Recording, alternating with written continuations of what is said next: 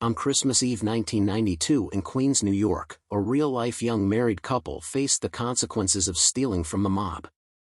However, in the case of Thomas and Rosemarie Uva, there was nothing inadvertent about their theft. They had made the incredibly bold and many would say fatal decision to start robbing Mafia-run social clubs throughout New York City. The young couple lived in Ozone Park, Queens, once the stomping ground of John Gotti.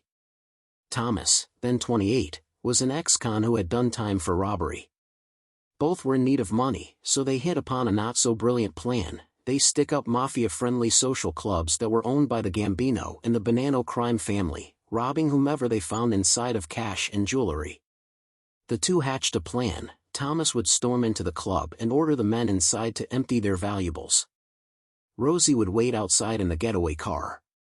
The doors to the social clubs were almost always open, and the patrons inside were generally unarmed, and carrying a sizable amount of cash. Most important, the victims were unlikely to call the police.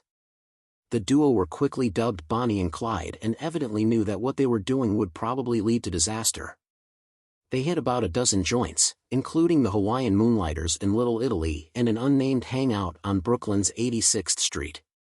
One Mafia victim warned Thomas that the Mafia would eventually kill him. Tommy reportedly replied with a shrug, "Everybody dies." But Tommy's end would come much sooner than he might have expected. As a result of the embarrassing robberies, the Mafia families put out an open contract to kill the couple. On the morning of Christmas Eve 1992, the two decided to go out on a last-minute Christmas shopping drive. They left their Ozone Park home and got into their car. As they got to the intersection of Woodhaven Boulevard and 103rd Avenue, Dominick Pizzonia, a Gambino family capo, allegedly slugged the couple several times in the head. Their bodies were discovered moments later when the car rolled through the intersection, collided with an oncoming vehicle, and came to rest against the front curb of nearby residents. The victims, and their killer, all lived in the same neighborhood of Ozone Park, about half a mile from the crime scene.